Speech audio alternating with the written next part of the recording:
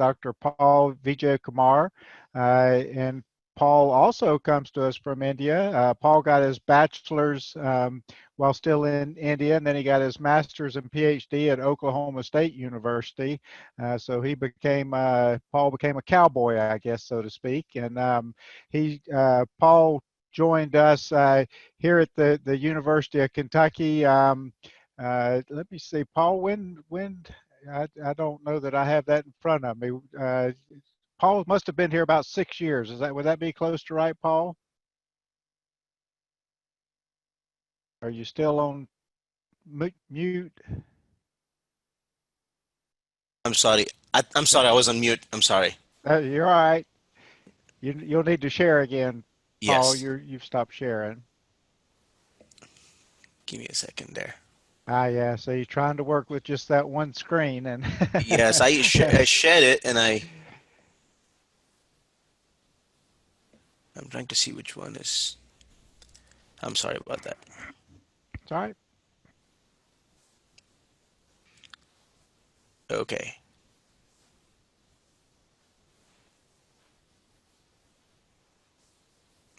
I've lost the thing to share. It's not share. Okay, I got it here.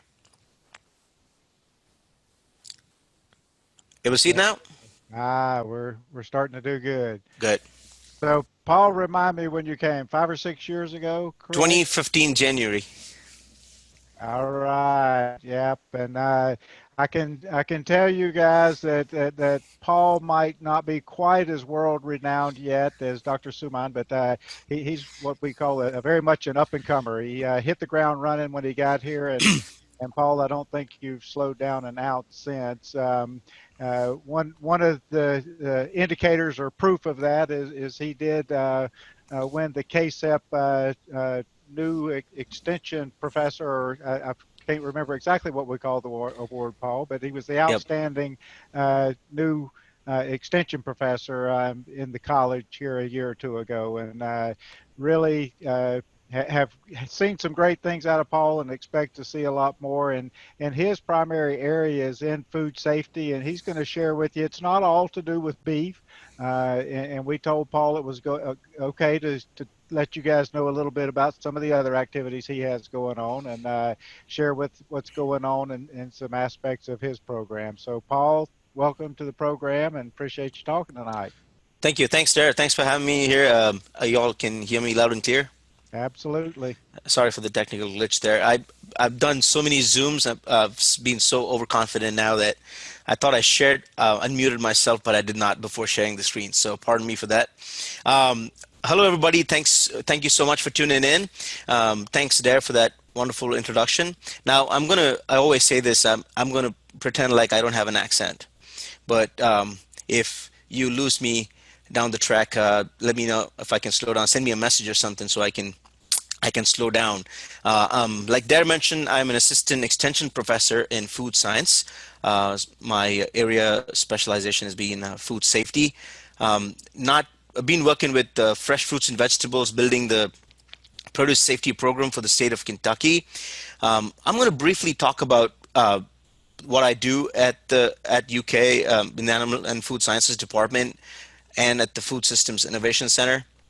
Then talk a little bit about updates on beef safety at the end product level, and then talk about COVID and food safety if that interests anybody. Got some information on COVID and food safety. So like Dara mentioned, I started here in January of 2015, and I also work closely with the Food Systems Innovation Center. Most of you would know FSIC. We provide cost-effective services for Kentucky-based enterprises. We do consumer demand studies, food chemistry testing, microbiological testing, nutritional labeling, and sensory evaluations. So if you know of somebody that is looking for any of these areas, questions in any of these areas, or need help, please feel free to reach out to me, and we can help you with that. We also provide, FSIC also provides educational services, like most of you all know. HACCP is our very famous program, especially with meat and meat producers and meat processors. We also have market ready and food defense training programs.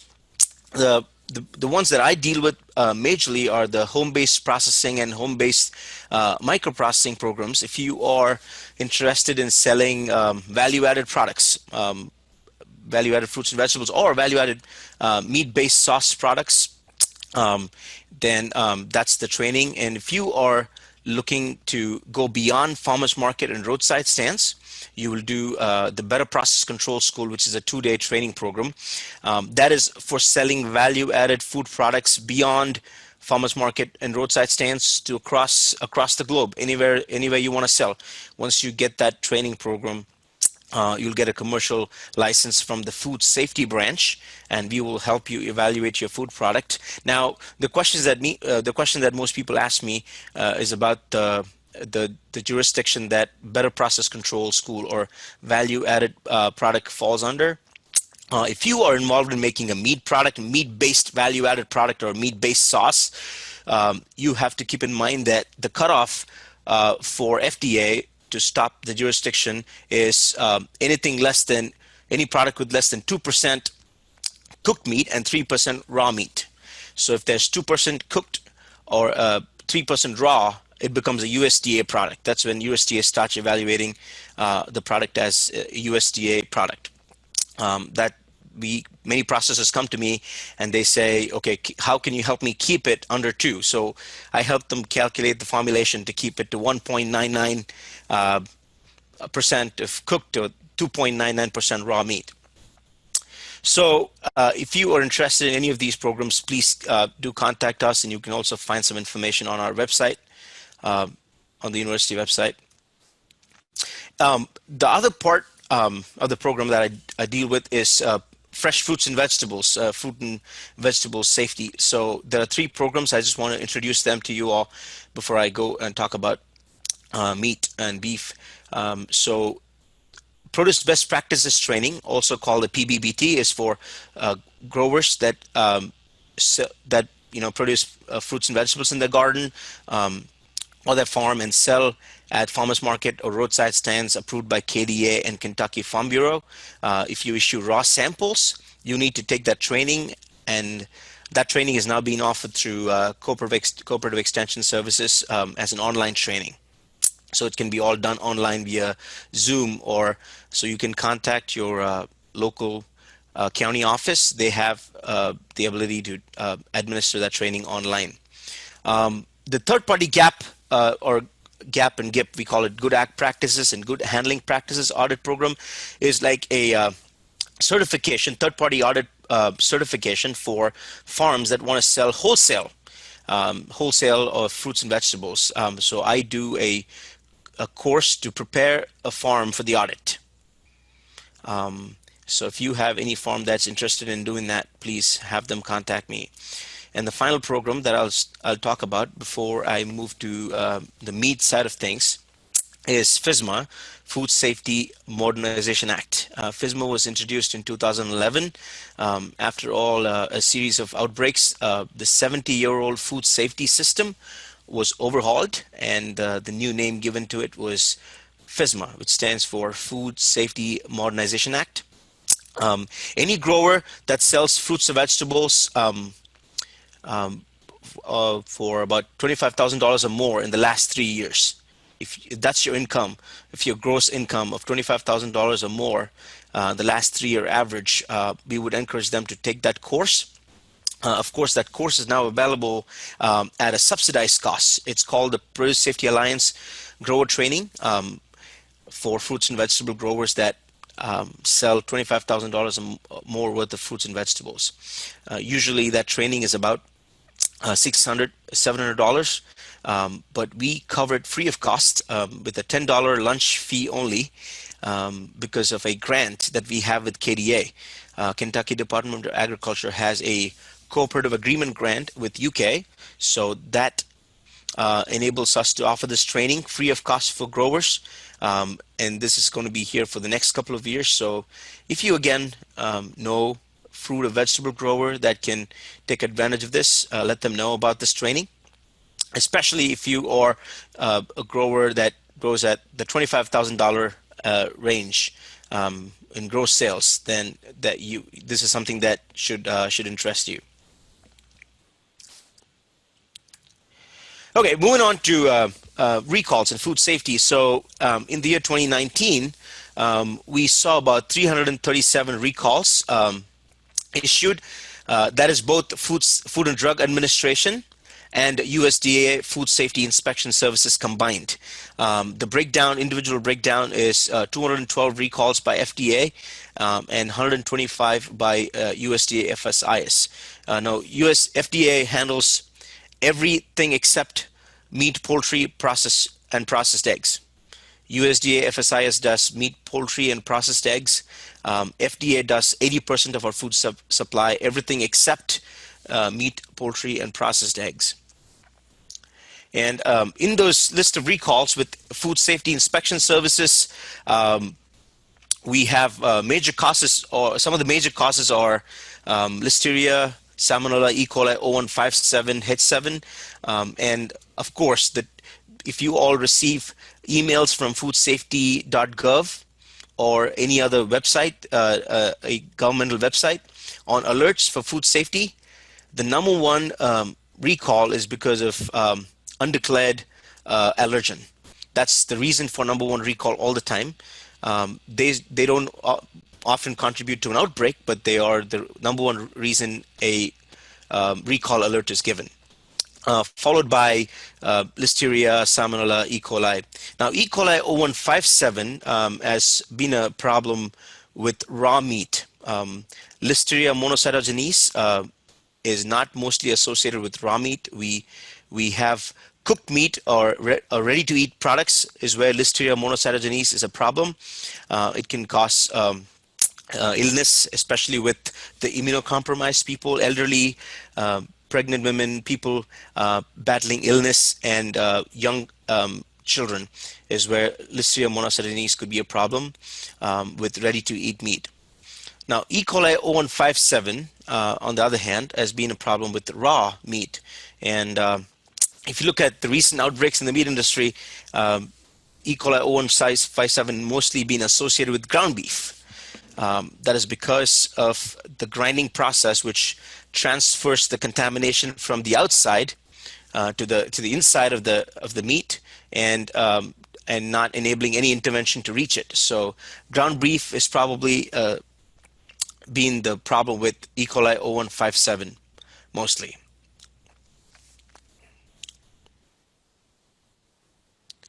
So before I go back to COVID, talk about COVID and food safety, I would like to say we propose to have a online HACCP course pretty soon. If anybody is interested, you want to email me, I'll put you on the listserv for further announcements for the HACCP training that's going to be online in the probably next month or two.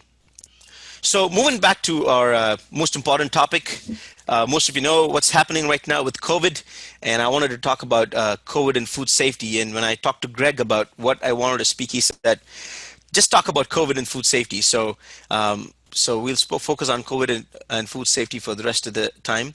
So COVID, as you all know, is a respiratory illness caused by the new virus called SARS-CoV-2. And some of the symptoms, people talk about new symptoms every day, and some of the symptoms that we learned initially was fever, cough, shortness of breath, difficulty breathing, chills, muscle pain, and sore throat. And recently they added something that's loss of taste and smell. So these are the symptoms to look out for COVID. And now coming to the million-dollar question about food safety and COVID-19. Is coronavirus a food safety concern? As far as I know, as far as all the research papers that talk about food safety and COVID, there is no evidence to suggest that the food produced here in the United States can transmit COVID-19. There's no evidence, no critical research evidence that suggests that food can be or COVID can be transmitted by food. Transmitted through food. And many people ask me why I say that. One of the reasons I say that is because you see the normal viruses that are foodborne, which is norovirus and hepatitis A and B.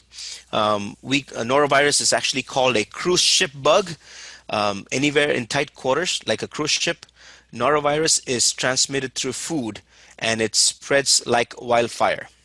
Well, that's not the same case with COVID. If COVID was transmitted through food, we will be seeing more cases than what we see now because all of us eat and all of us have not stopped eating outside. I still do carry out and curbside pickup. So if COVID was food transmitted, more people will be sick. So that's one of the key visible evidence that COVID is not transmitted through food.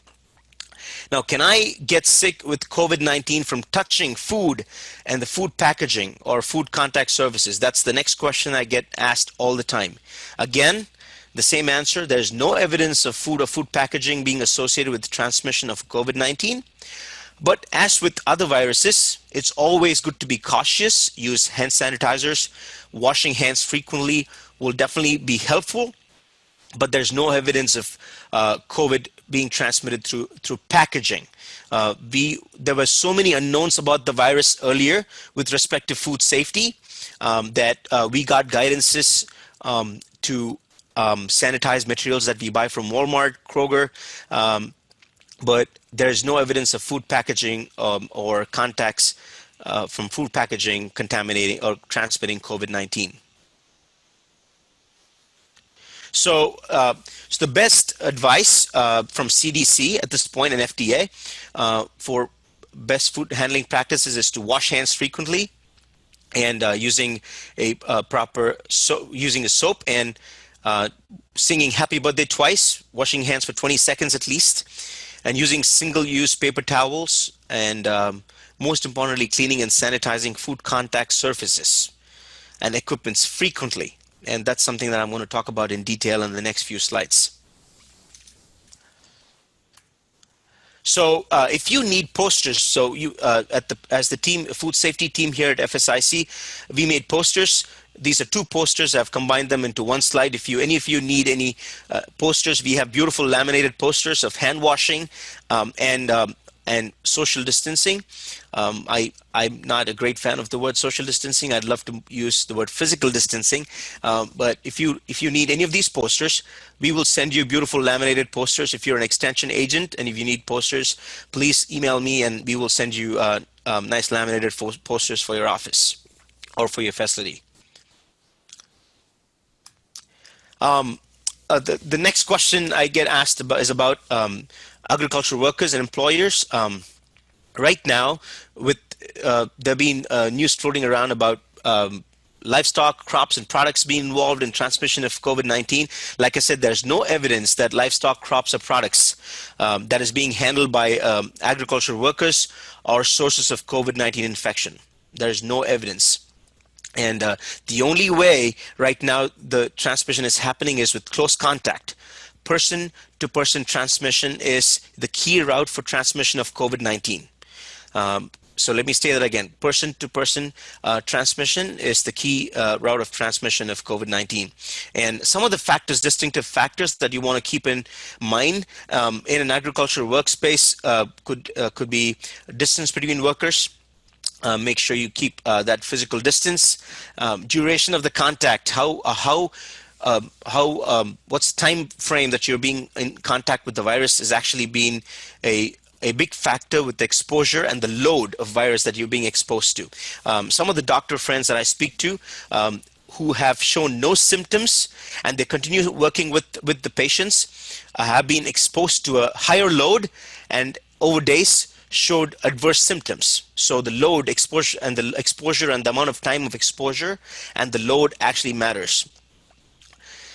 There are other factors that directly influence or could transmit COVID-19 is to be careful is about sharing transportation, carpooling, public transportation, and living quarters. If you're sharing a living space with fellow workers, you want to be careful. You want to keep that physical distance. Living in a crowded and multi-generational housing, if you're living with the elderly, you want to be careful about not taking or cross-contaminating or transmitting the virus to them. And mobility of the workforce is something that I want to talk about. Is if you're moving from farm to farm, you want to be careful about spreading the virus between communities. That's one thing you want to be careful about. Personal hygiene, washing hands, really could help. So basically, to keep good hygiene practices can help uh, keep food safe and also you safe from COVID-19. As far as CDC's guideline goes for farm owners and operators, to prevent and slow the spread of COVID-19 was advised to have a assessment, COVID-19 assessment and control plan to protect both you as a farm owner and the workers in your farm. The control plan would involve screening and monitoring workers. You can have the laser gun, the laser thermometer that they use at Costco and Kroger. To test the temperature every day, monitor it, managing sick workers. If you know somebody's showing symptoms, having them take some time off and not work with food or work with other workers.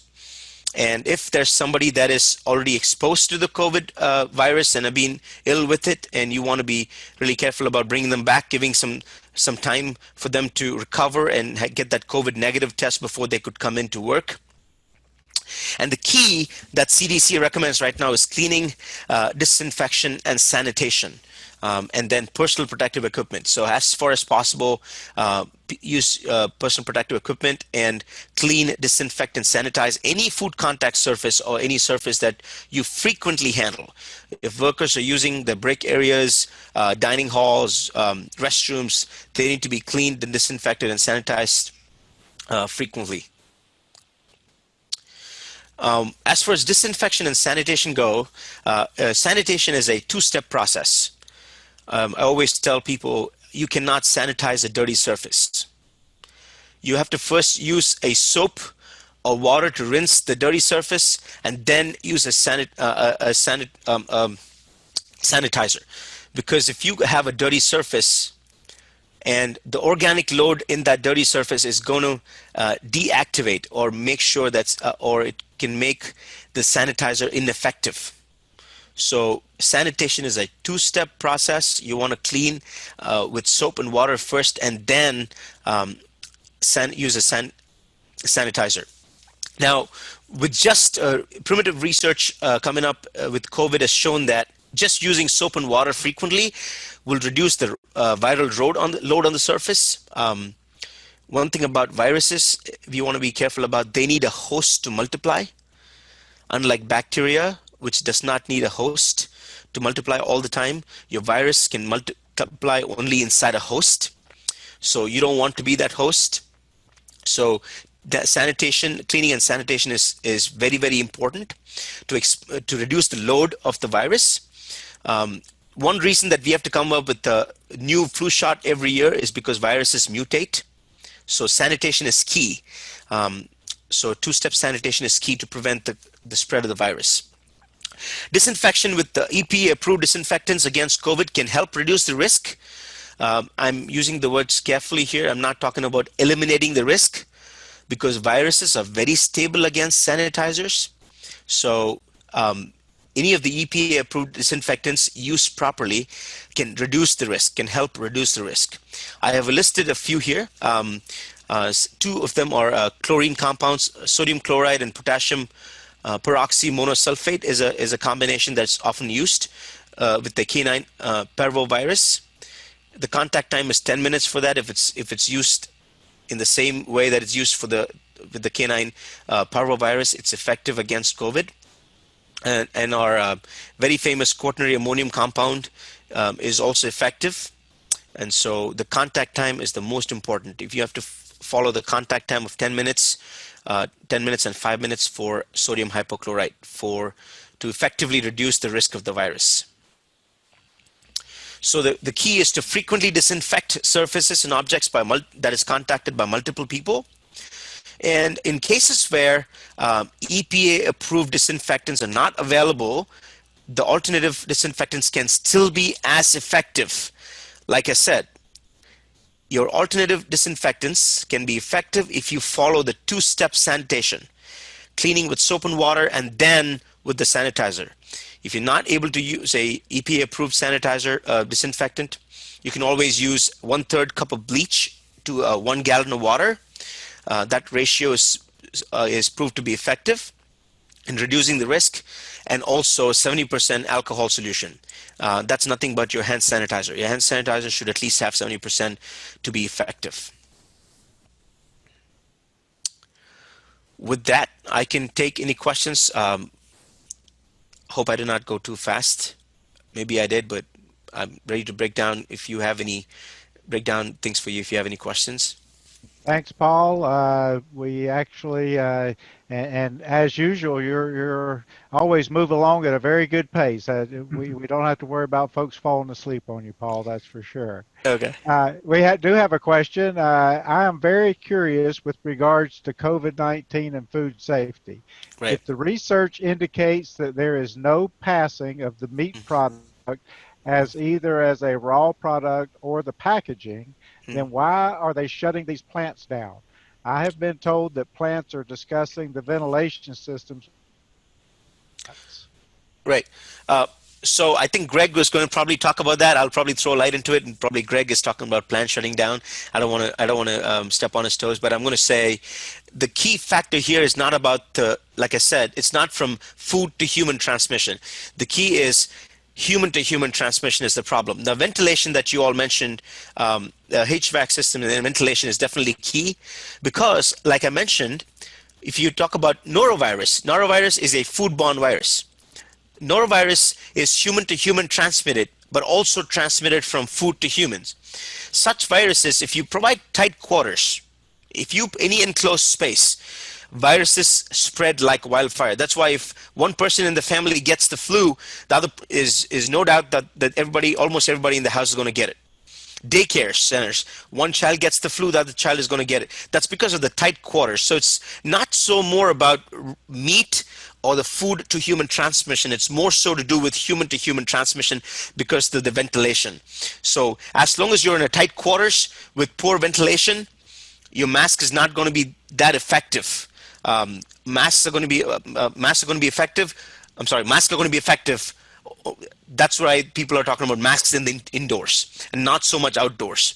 Indoors, poor ventilation and face-to-face and person-to-person contact is what is going to take the virus from one person to the other, not the food.